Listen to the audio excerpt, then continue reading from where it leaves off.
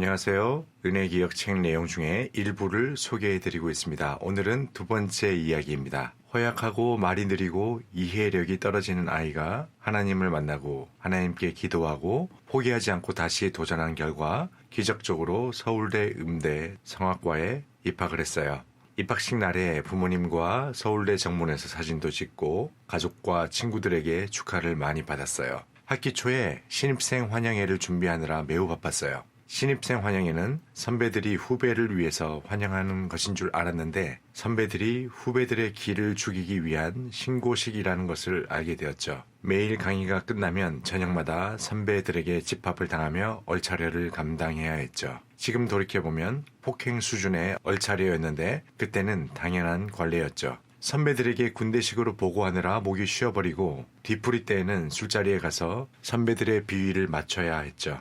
그렇게 신입생 환영회가 끝나고 새 학기를 적응하는데 정신없이 시간이 흘러갔어요. 저는 부산 출신이어서 기숙사를 신청했는데 당첨이 되었어요. 수업이 끝나면 동기들과 치킨과 탕수육을 시켜 먹으며 재미있는 시간을 보냈죠. 서울에 온 이후로 친척분이 출석하는 교회에 다니게 되었는데 이런저런 핑계로 예배에 빠지기 시작했어요. 예배가 흔들리니까 제 삶에서 하나님은 점점 멀어지기 시작했죠. 2학기 때에는 성가대 솔리스트를 했는데 교파도 다르고 설교도 들리지 않는 곳이었어요. 단지 봉사와 용돈벌이를 하기 위해서 솔리스트를 했던 것이었죠. 습관적으로 교회에 다녔지만 하나님과의 관계는 멀어졌어요. 친구들과 당구를 치러 다니고 인터넷 게임에 빠져 살기도 했죠. 그렇게 시간이 흐르니까 제 삶에 고난의 먹구름이 몰려오기 시작했어요. 1학년 말에 IMF 경제 위기가 왔어요. 이전까지는 부모님이 학비를 대주시고 용돈도 보내주셨는데 경제 위기 때문에 부모님의 자영업이 힘들어지기 시작했어요. 그래서 학비는 학자금 대출을 이용해야 했고 생활비를 벌어야 했어요. 2학년 때부터는 기숙사에서 나와서 신림동에서 자취를 했는데 비용이 더 늘어날 수밖에 없었어요. 그래서 동기와 선배에게 부탁을 해서 결혼식 축가 아르바이트를 하고 솔리스트를 하고 성가대원 중에 레슨을 받고 싶어하는 분이 있어서 저렴한 레슨비로 레슨을 시작했어요. 저는 말하는 것이 가장 자신이 없었기 때문에 레슨을 처음 시작할 때 매우 힘들었죠. 그동안 배워왔던 것을 최대한 기억하면서 가르쳤어요. 하지만 자취방 월세와 생활비를 감당하기에는 항상 부족했죠. 2학년 2학기 가을에 서울대학교 오페라가 예정되어 있었어요. 1, 2학년은 합창을 해야 했는데 여름방학 동안에 열심히 합창 연습을 했어요. 그런데 열심히 소리를 내면서 연습을 하면서 목이 상하는 것을 느꼈어요. 2학기 때는 실기곡으로 오페라 아리아를 불러야 했는데 난이도가 높은 곡이었어요. 합창 때문에 성대 상태가 좋지 않았는데 난이도 높은 아리아를 연습하니까 성대 컨디션이 더 나빠지게 되었어요. 교수님께 레슨을 받으면 레슨곡을 충분히 좋은 컨디션으로 준비하지 못해서 질책을 받기 시작했죠. 이제는 레슨 시간이 부담이 되고 레슨 전날에는 걱정 때문에 잠이 오지 않을 정도가 되었어요. 그렇게 시간이 흐르면서 목이 너무 자주 쉬어서 이비인후과에 찾아갔는데 성대결절이라고 했어요. 한 달 이상 말하는 것을 자제하고 노래도 하지 말라고 했어요. 하지만 학기 중이어서 노래를 쉴 수 없었죠.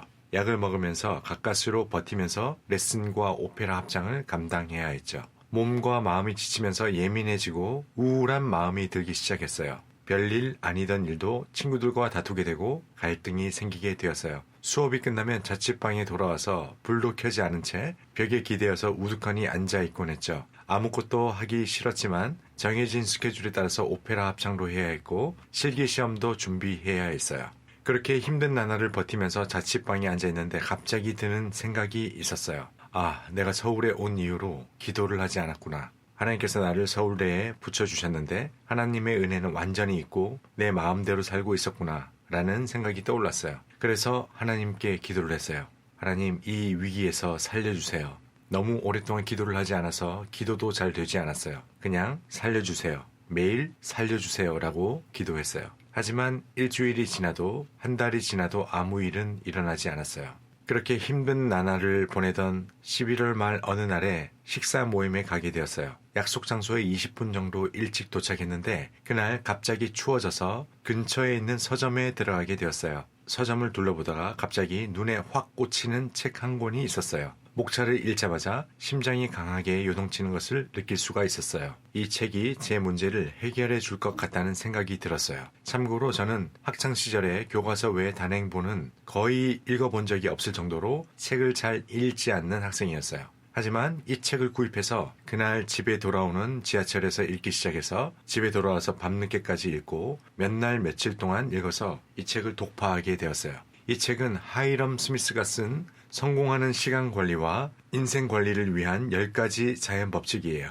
인생에서 가장 소중한 목표를 세우고 그 목표를 이루기 위해서 시간 관리를 어떻게 해야 할지 구체적으로 설명한 책이에요. 이 책에서 프랭클린 다이어리를 소개하고 있어요. 그때는 서점에서 다이어리를 팔지 않아서 한국 리더십센터 본사에 가서 그때 당시에 저에게는 거금이었던 7만 원을 들여서 다이어리를 샀어요. 다이어리에 제 인생에서 가장 중요한 것이 무엇인지 정리하기 시작했어요. 신앙, 학업, 성장, 재정의 목표를 구체적으로 정리하는 시간을 가졌죠. 새로운 목표가 생기니까 새로운 열정이 생겨나게 되었어요. 그리고 저에게 있던 모든 문제를 다이어리에 정리를 했어요. 문제를 구체적으로 적으면서 동시에 기도 제목으로 정리를 했어요. 문제를 제 스스로의 힘으로만 해결하려고 할 때는 문제에 짓눌려서 힘들었지만 기도 제목으로 문제를 적고 기도하면서 하나님께 올려드리니까 문제로부터 자유로워지기 시작했어요.